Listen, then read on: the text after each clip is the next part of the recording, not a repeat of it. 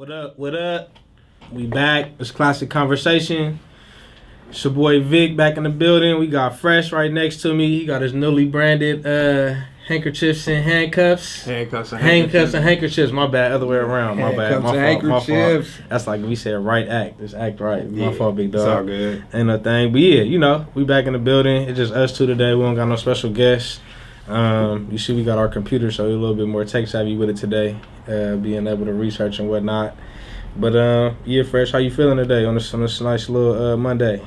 It's cool. Step back into the workplace. Shit. So I'm tired. I gave up my free days. I miss my couch. But Not missing the Mexican food though, huh? Never that.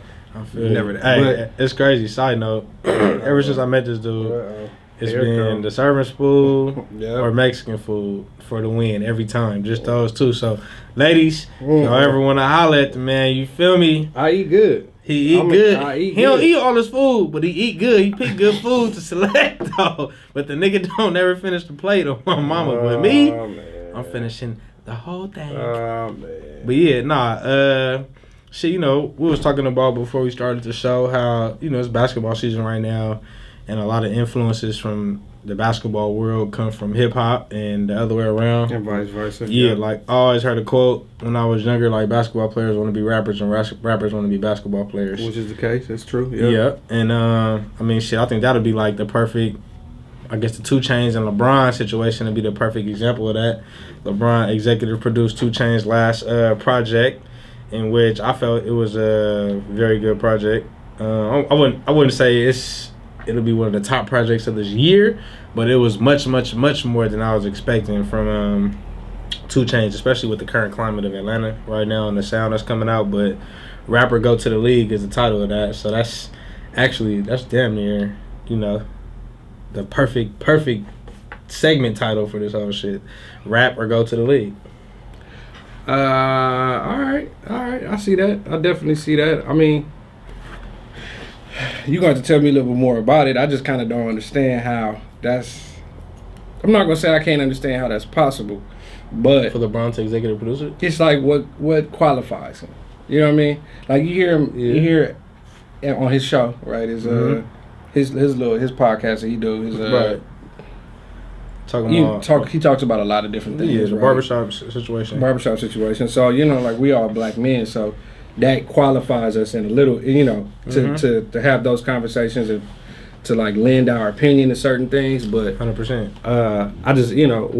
I just kind of don't see how his expertise as a basketball player gives him the credibility to attack a hip hop project. I think it just goes back to like trend setting. So a common thing I know is I've seen a lot of artists send LeBron James music before they put it out.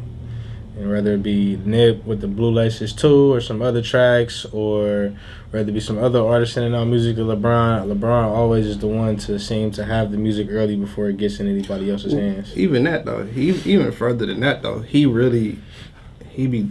has, I guess he just has a great library.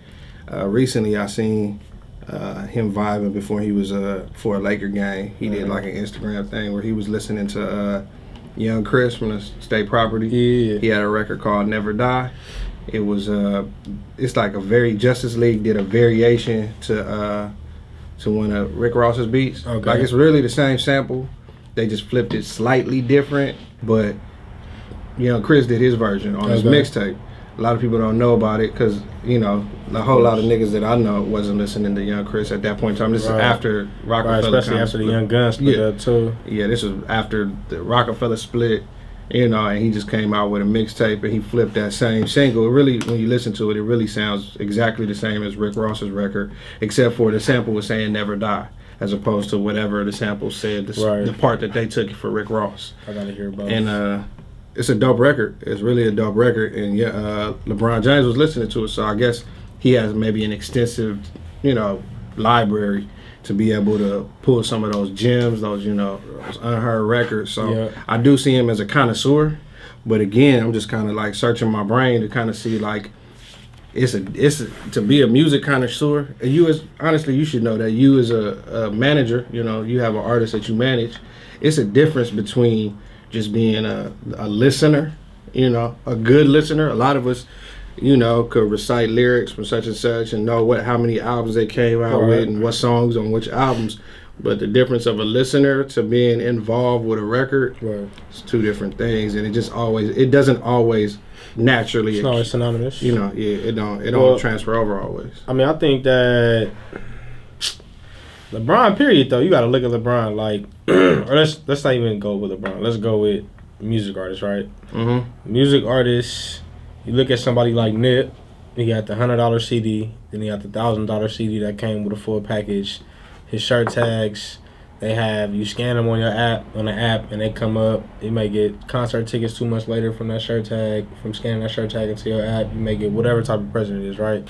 So I felt like that changed the climate in the game to where everybody's trying to come up with that new marketing gimmick.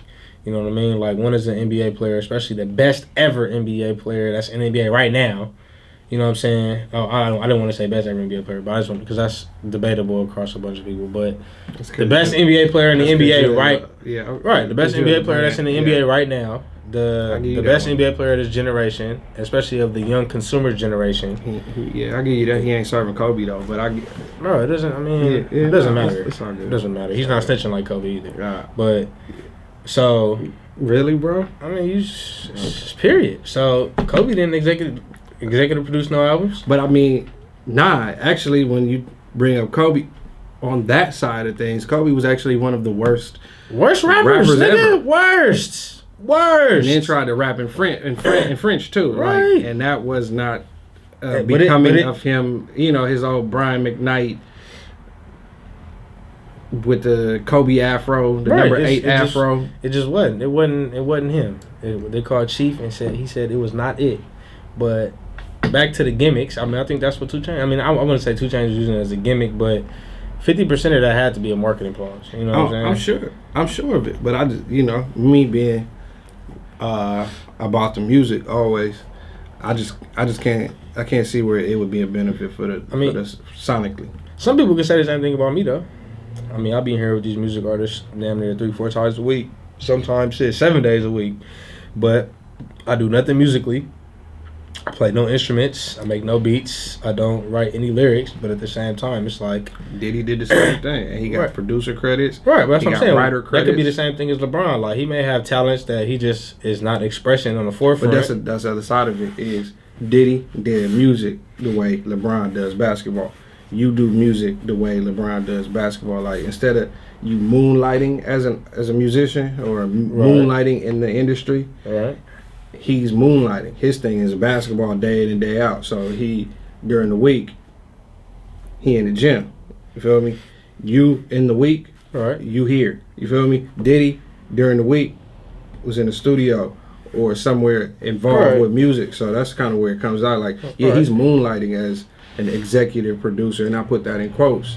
You know, now I'm not saying that I don't not trust his ear because I haven't heard it. You know, but I'm just saying when they sitting there looking at it, obviously it has to be a gimmick, because what else qualifies him? There's nothing about LeBron that qualifies him to say, okay, you be a dope executive producer. But I mean, he has a media distribution company, so that's one. That's business, though. I'm not saying musically. I'm saying, but on the media distribution tip, if you can only get a certain amount of marketing dollars from the record label. But if you market in a bad record. Right, but it's not even about that at this point, because it wasn't a bad record. I'm just saying that he could use him in many different alleyways for him to be able to give him that executive producer credit, whether it be using his press release forms or his the platforms that he has, because the second track on the title is the NBA theme song right now. Every time the NBA game come on, it say "Feel so good just to be alive." That's number 2 on 2 Chainz shit. So it's like that's an automatic direct to consumer market. You're dealing with the best nigga in the NBA right now, so you're gonna get your shit played on every NBA game. I hate that. I'm gonna just go as far as saying I hate that. You hate what? I love it, but I hate it. I love the opportunities that it gives, but I hate what it's done to music. Like the fact that music is made in a commercial mindset as opposed to being made in a creative space. It's made commercially. Like in the studio. They thinking about those things Right. before the record is produced, before the music is created. They thinking about those very steps and those like that they having that foresight to kind of think about how this and this could be, what commercial moves, what gimmicks they can have, as Right. opposed to creating music and then letting the plan be dictated by the music and the feel or the vibe of the music. I hate that the fact that making music has become commercial. Well, I would still say this. At the end of the day, we still don't know what type of talent LeBron has with music. Because if you take a nigga like Master P, what if Master P NBA career would have turned out? Then you would have been saying the same thing about him if Master P would have been an NBA star and an executive produced the album. Well, I mean, but in that case, it would have been NBA would have been him moonlighting again. We knew that he was music first. For instance, I mean, that's debatable. I'm saying like That's yeah, debatable. because if a nigga made it to the NBA, that means you've been playing basketball at a high level for a long time. But that means that he was talented and he devoted some time to it. But we know for him to have put out all those records and go from $10,000, $10,000 insurance check to a music store to doubling up his sound scan to turning down $1 million with Jimmy Iovine to then going and getting that distribution deal with Priority and then putting out all of those artists. He was definitely not concentrating on ball at that period of time. At which point, before he tried to relive his dream, obviously he devoted time. So we know that the bulk of time was spent over here, and then some time over here. I know we know that. I'm just saying, like if it was the other way around, then you would have been saying the same exact thing. The other way around is like we were talking about earlier. Is Shaq? Is literally Shaq being the only athlete to ever go platinum.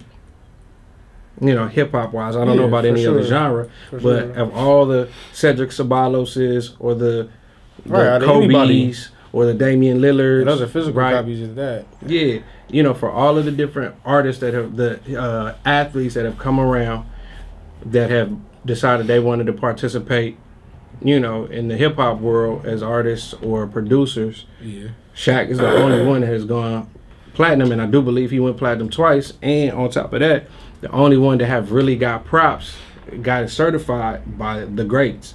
He did records with DJ Quick, and that's your favorite artist and your favorite producer. Right. So here we are. Shaq, my favorite player. And, so that's right there, because Shaq did 2 or 3 records with Quick, right? A couple of them was with Peter Guns and what's the other dude, Lord Tariq.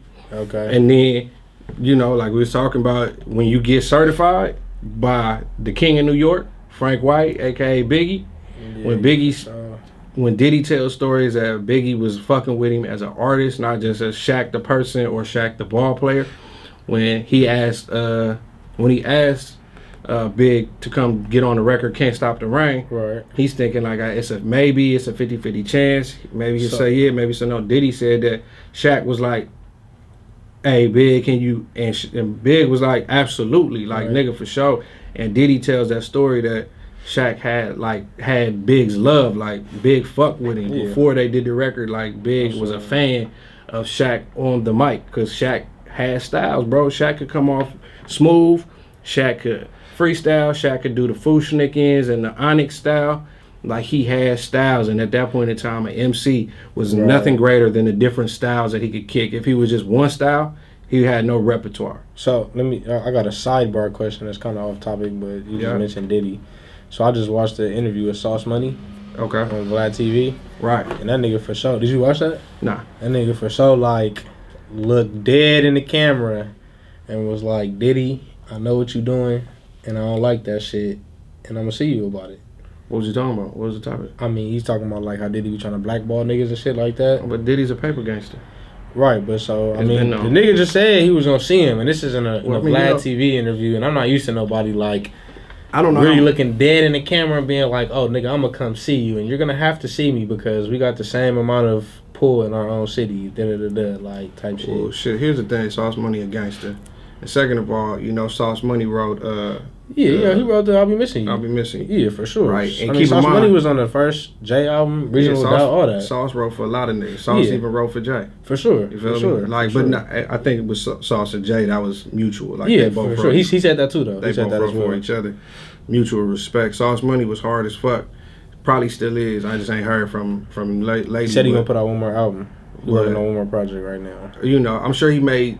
Here's the thing. I'm sure he either made good money or he could have made good money from that. Obviously, being a ghostwriter. He said he didn't take. He said he got like the smallest percentage off "I'll Be Missing You." Well, I mean, shit. As a ghostwriter, you would expect that, but really, what you would have hoped is that Diddy gave him a good upfront. You know, not even publishing, because you know you don't want to certify your ghostwriter so that people. You know, especially not at that time, right? They gonna snatch him up. Yeah, so Diddy gonna keep that. You know, Diddy's a paper gangster. 50% of the locks, bro. Locks had to go on the radio to get that publishing back. So you know Diddy ain't giving up publishing, but you would have hoped that he gave him a good check up front to suffice for not getting his publishing. But you know, maybe that's the deal. Maybe there was something that went down with that, because that's the only thing I could think of that they would do, have dealings, but. With Diddy, you know, that shit was just crazy, because I've heard Sauce Money rap before. I've never seen him. I've never seen him as his face. And that was the first time I ever seen him. Yeah, Sauce motherfucking. Yeah, he nice as fuck. But Diddy's a paper gangster. If Diddy don't have nothing else right, Diddy always got his paper right. And you don't, you know, it's kind of like, you know, how nigga. That's why Pac was saying, nigga, I got my money right. You know, like apparently that's what Diddy told him. Don't go to war without your money. Your money ain't right. Don't go to war.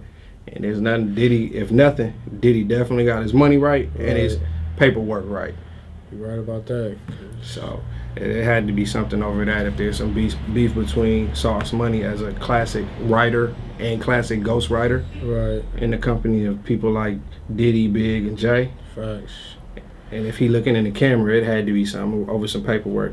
Probably over some publishing on some of those records that he ghost wrote for Diddy. For sure. But, you know, kind of going back to Big and Shaq.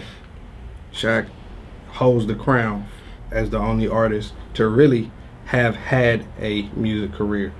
Damian Lillard is nice. And KD, as a producer, is actually pretty dope. Surprisingly, I say that surprisingly because the artists, the athletes turned artists that come before him usually don't be that surprising. Especially some of the Kobe's and the Cedric Sabalas. Cedric Sabalas actually had a little run in LA.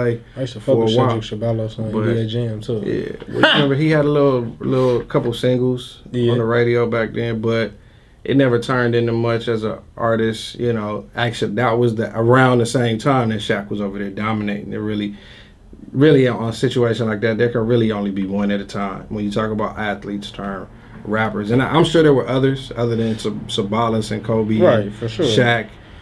Weak basketball rapper niggas every day. The hardest nigga that wasn't a rapper in the NBA that could have been that had the image of probably what every rapper wanted to be. Allen Iverson. Of course. The trendsetter. The first nigga with the tattoos, the one sleeve, the cornrows, nigga getting his hair braided on the fucking bench. Come on now, the practice rant. You know, I would want to see an interview between LeBron and AI being two pivotal points of that. You know, Allen Iverson wore the bigger shorts, the baggier shorts, the longer shorts, and LeBron is going back to the smaller shorts, trying to change that back to a more proper image, I guess. I mean, I think people wearing smaller shit anyway these days, so I think it's going. But you know, he did that on purpose. Like there was a reason LeBron decided I'm gonna go with the. He showed his tights, all that shit under his compression shorts. I should say under his legs. And shit but it's just crazy because you know, too great, right? On two separate sides, at least in the fashion side of the league. Mind you, LeBron is one of my favorite players as well, but AI for sure have more. Well, I mean, a lot of niggas. Not always had a lot of niggas, but me personally, like as a previous athlete myself, like I don't really be. I know LeBron won it. I just think LeBron has too much of an inner voice in his head that asks himself too much, because, like, you know, people that all the time, like, your instincts should just tell you to shoot. You know what I'm saying? Like Steph Curry, if he gonna pull it, he gonna pull it. He don't have to kill. You know what I'm saying? That's what I'm saying. He don't. But he's so. I think his IQ is so high as a basketball player. It's like he's second guessing his decisions in milliseconds. Because I've been on the football field with niggas who are so good in football that they'll second guess themselves to the point where they'll miss out on a play just because they was too right in their own mind. They're like, this is processing too fast for me. Yeah, I mean, I believe that's what Phil Jackson said. Now, keep in mind, I think that the only reason a lot of people may not agree with me, but let's take the three, right? The Holy Trinity: Jordan, Kobe, LeBron, right? That's usually how the conversation goes. Right, you got to. Even though, if we're going by stats, sometimes those three are not even in the conversation. Yeah, Kareem Abdul-Jabbar is the greatest by stats, by points. Yeah, but stats don't always tell the story. But again, commercially, he didn't have that same. So that's kind of where the story gets told from a commercial aspect, right, of reach. But if we're talking about Kobe, LeBron, and always Michael Jordan, right? Two of those had the benefit of Phil Jackson, the tutelage of Phil Jackson. Facts. Right? Amazing coach. And that killer instinct, I believe, comes from the things that they learned from Phil Jackson. And that's where they differ from LeBron. I feel like raw talent, you put them all in the same category. They all had raw talent, high basketball EQ. But Phil Jackson told a story about how, with both Jordan and Kobe, he taught them how to play the game out in their heads beforehand, and they would see it and anticipate it. And I could say for a fact, Chad played with him. When he was playing ball, he would go up to UCLA and play with him over the summer. They would, they run up at UCLA, and just to tell a quick one, Kobe told Chad, he said, "Hey, big man, they was other team ball, they was inbounding. He said, big man, they're gonna inbound the ball. I need you to cut off the baseline. Stand there, cut off the baseline. He gonna inbound the ball to this dude. You cut off the baseline. He gonna turn. As soon as he turn, I'm grabbing the rock, gone, right? Inbound to the dude. Chad cut off baseline, being a 7-footer, long wingspan. Cut off baseline. Dude had to pivot to try to dribble up the. As soon as he turned around to try to dribble, Kobe grabbed it. Off to the races. Right. Fast break. Gone. IQ for sure. And and he said that shit worked exactly as Kobe saw it. Kobe saw it before it happened. And so Phil Jackson said, definitely Michael Jordan had that capacity to be able to see the plays before they happen and play the game in his head. And he said definitely Kobe, he taught Kobe that too. So Phil Jackson is really the catalyst that made greats.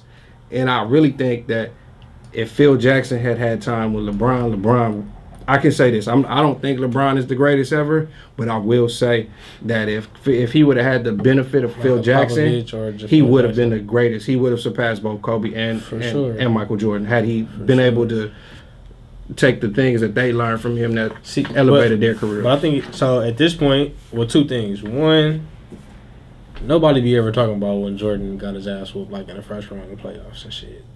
Like, LeBron's never got his ass whooped in the first round of the playoffs. I don't think nor Kobe. You know what I'm saying? So it's kind of like, I feel like that part is left out, but that's left out because of long-term bias. Just because Michael Jordan is a fan favorite because of the clothes, the shoes, the Chicago brand, the red and black, the Bulls as a whole in the 90s and all that type of stuff. Everything the Bulls stood for, Michael Jordan stood for, all that type of shit. The Gatorade, I said the Gatorade game. The flu game and all that type of stuff. Yeah, I mean, when Jordan set his mark for sure, especially from a black culture perspective. For sure. I mean, that's the first major tennis shoe. Even as fucked up as that sounds, because he stands with black culture now. Right. But he was the pioneer to really the black mega athlete. Yeah, I mean, well, so this. Probably look at who was that before him. It wasn't really his era. Was him, Bo Jackson. But what was, they all came out that same, but he was the forefront of that major marketing. Oh yeah, but I'm saying like Michael Jordan though, like my thing more so these days. Well, so maybe because I have my degree in psychology and in the advertising department of the journalism school, it's like I'm able to see shit for what it is. You know what I mean? So I did my dissertation paper on the effects of advertising on minority sports leaders. Okay. So in that, I concluded that the things that minorities do when in whatever their sports arena it is, football, basketball, soccer, whatever, they will always heap more praises because of athletic ability more than moral capabilities. Okay. So when I say that, I mean that Michael Jordan won 6 championships, but he has a lot of stock invested in the private-owned prisons, right? Yeah. So people will talk shit, talk crazy about LeBron, talk about all this crazy stuff that's really irrelevant that has nothing to do with character, and will ignore the things that have everything to do with character, i.e. the school, the bikes for the students to get to school, the college tuition paid, all this type of stuff. So it's like, to me, whether it be LeBron just good at hiding it or the nigga's really just squeaky clean, it's like somebody of that magnitude that had a spotlight on him for that long, because neither Kobe or Jordan had a spotlight on him for as long as LeBron either, leading up to their NBA career. Right. So with that type of spotlight and to have no fuck-ups this whole way, it's kind of like, okay, long run, you know what I'm saying? Like, in your heart, what do you really want to do? Do you really want to, is 6 championships going to mean more to you, or affecting a large population of your community going to be more effective to you? You know what I mean? And for me, that's what allows me to look at LeBron in a different light, because I feel like most consumers just look at sports for sports, and they don't really look at what it can do for your community or the positive or negative influence it has on you. You know what I mean? Because you don't never see Jordan speaking up for nobody. He's not going to. He's not going to at all. You know what I'm saying? But that's more about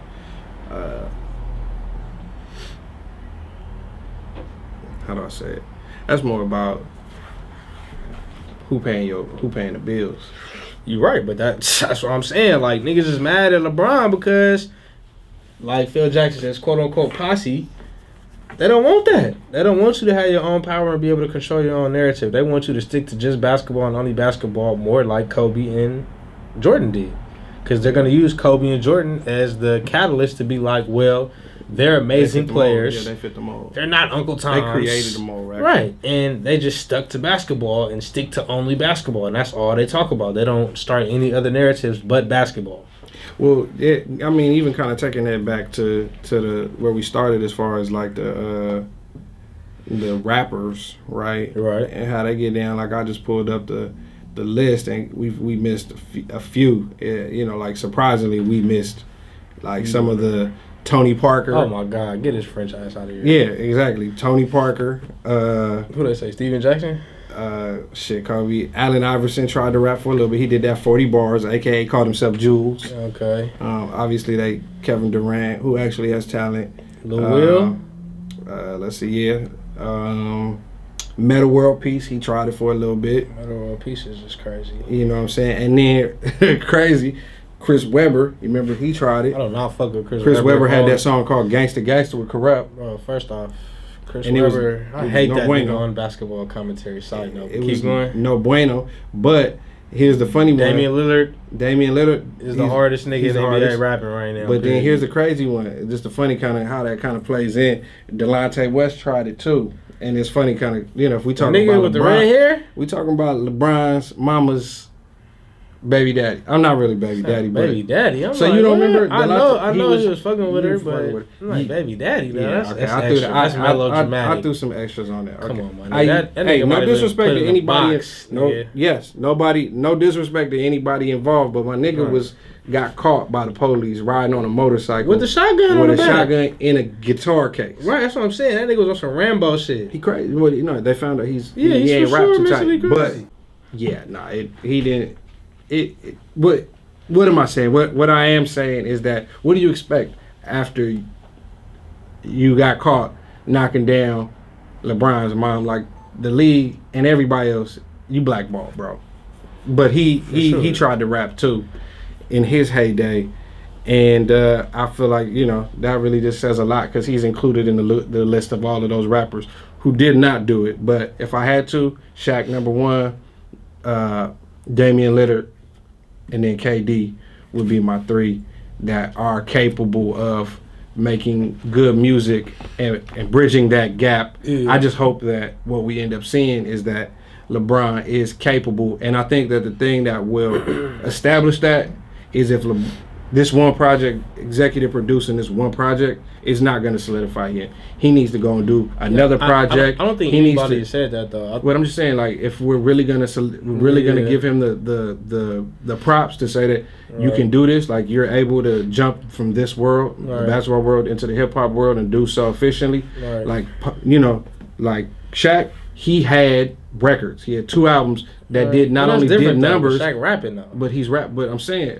it's the same thing. To be in the it's different to be in the act. And to be in the management, to be in the back end process. But the back end process is just as it's not like you still gotta have somebody that's gonna be like, okay, you can do this for me. Shaq can be like, I'm gonna rap and put this out by myself, whether you like it or not. But here's the thing, I'm saying LeBron, if he's really involved in that project as an executive producer, that'll show, because that comes down to the decisions that say like what kind of beats you're gonna use, what's this better, is that better, this better. The project as it sounds sonically, he's involved just as well. So. If he does another one, and all 3 come out good, I'll give him his props. If he just does one, then he's a gimmick.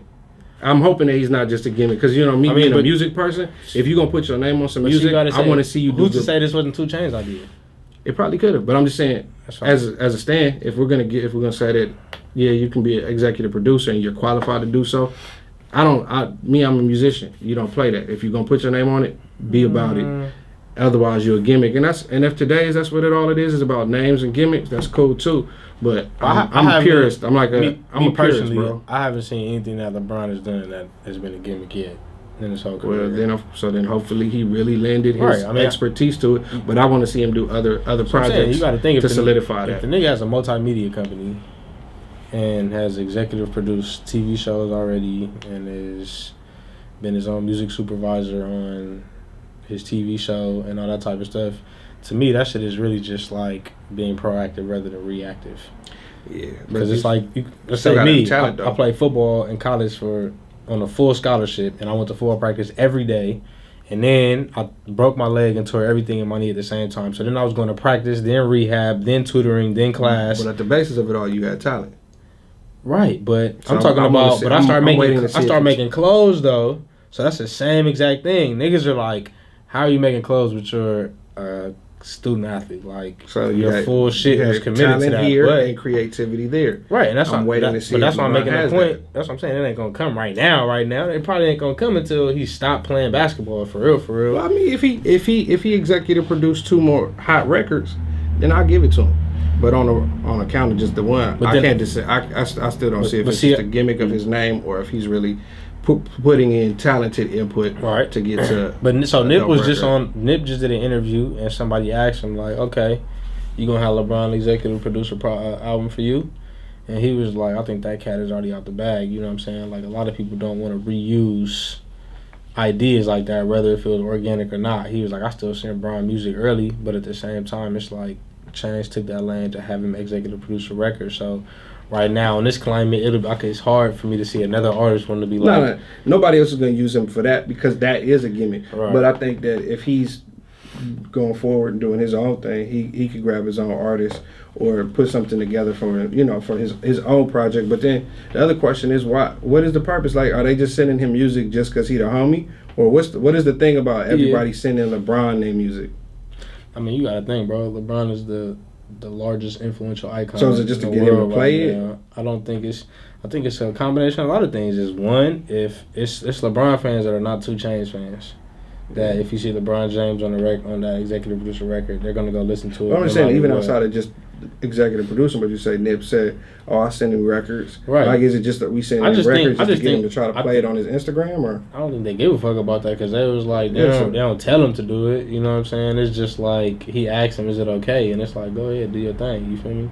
So I'm just saying, like, that's what I'm kind of wondering is like, is it just like the homies sending records between? I think it's like one thing, like niggas are homies, like respect level, and 2, it's kind of like, this is who you making these records for. The niggas that's going on the basketball court, the niggas that's going to do this type of shit every day, niggas that come from your background. So if somebody of your caliber that came from the same place as you wants to, you know what I'm saying, is vibing to this, and they have a connection with the lyrics that I'm saying right now, more times than none, all the younger people of your generation that are coming from up to that same path, they're going to listen to this and feel that same exact way because you connect to it and you rich.